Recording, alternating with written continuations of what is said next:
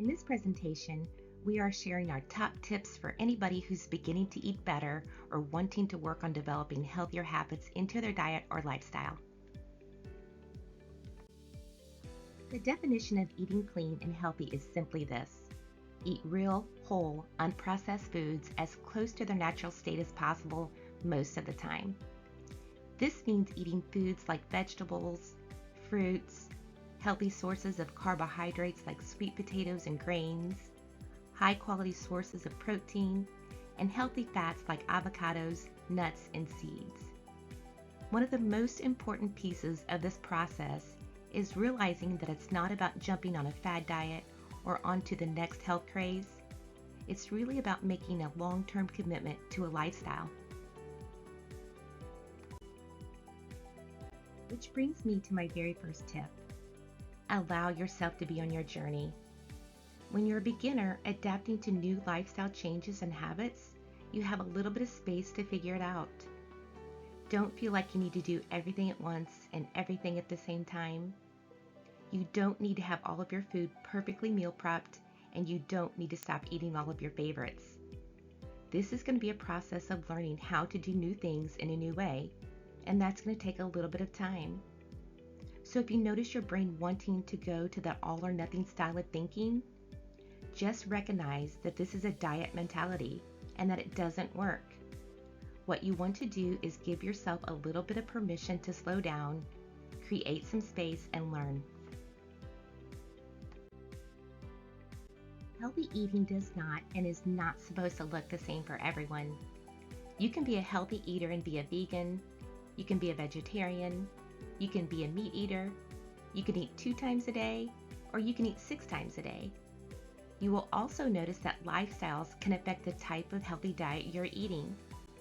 For example, an athlete versus a working mom with a family versus a professional working 40+ hours a week.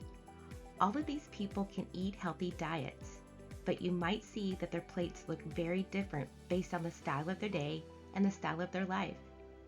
So there's no hard fast rule here, other than that the tie-in of eating real whole unprocessed foods as close to their natural state as possible, and we are enjoying the food that we choose. Cook as often as you can.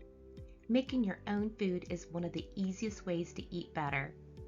This is because you're in charge of all the ingredients, so you know exactly what you're working with.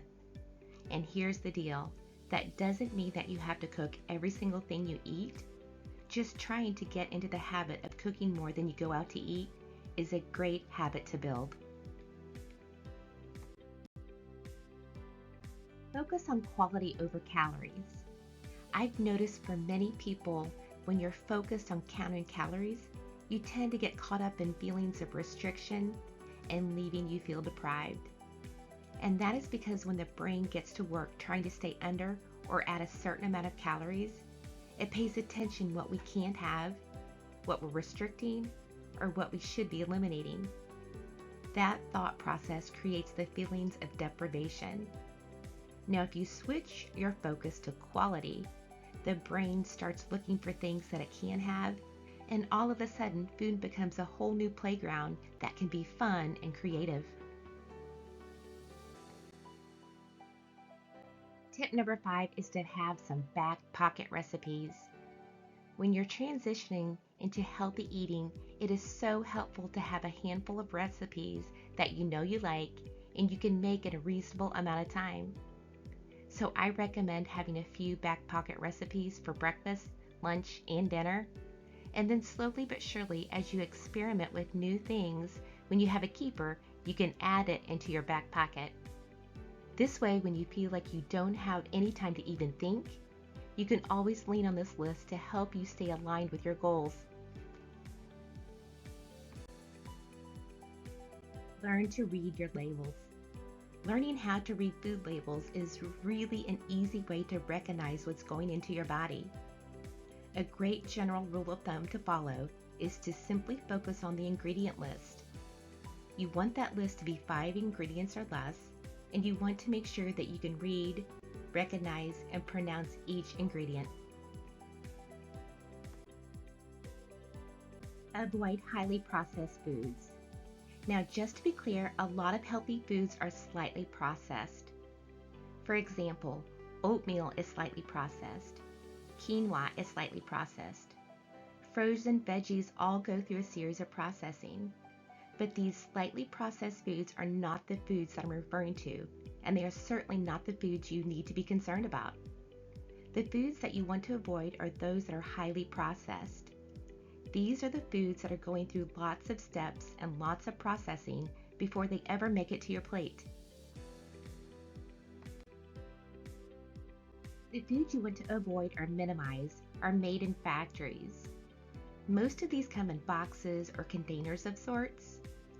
The real problem with these foods is that they're so concentrated in fats, sugars, and salts that they're bombarding the taste buds with this concentration, so we can't appreciate the natural flavor and subtle flavors of real whole foods. If you find that you do eat a lot of highly processed foods, you want to start to baby step your way out of that, so you can start to appreciate these subtle flavors again. And of course, you want to work on learning how to infuse lots of flavor into your foods with herbs and spices. Avoid artificial flavors, sweeteners, and non-fat foods. These artificial flavors and sweeteners are literally designed to bypass the logical part of your brain and trigger all of those pleasure points in the brain. So what happens is you find yourself wanting more and more and more, and you don't even know why. You kind of feel like you're not in control of the whole show because in some way you're not. And because it's not real food, your body is not even sure what to do with it. Plus, we tend to play this little psychological game with ourselves when it comes to fake sugars and non-fat foods, thinking we can eat more. Studies have shown that eating artificial sweeteners creates more desire to eat more sugar. The next tip is to meal prep. It's a good idea to get in the habit of learning how to cook once and then eat that meal 2, 3, or even 4 times. This practice is going to save a lot of time and a lot of sanity in the long run. You can start up easy, so maybe you just make one big pot of soup, and then you can use that for some lunches or for some dinners during the week. Or maybe you just make some overnight oats, and then you have your breakfast ready to go.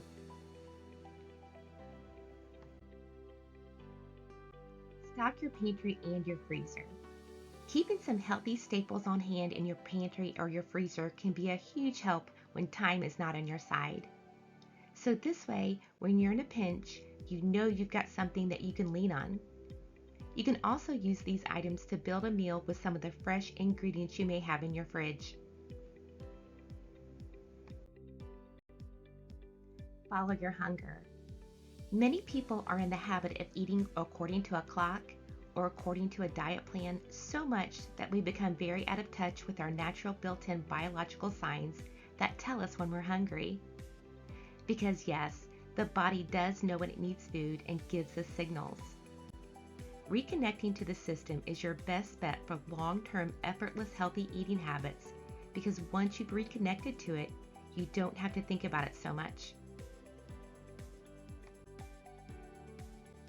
A good tool to try and practice is, if you think you're hungry but you're not sure, ask yourself, would I be willing to eat an apple?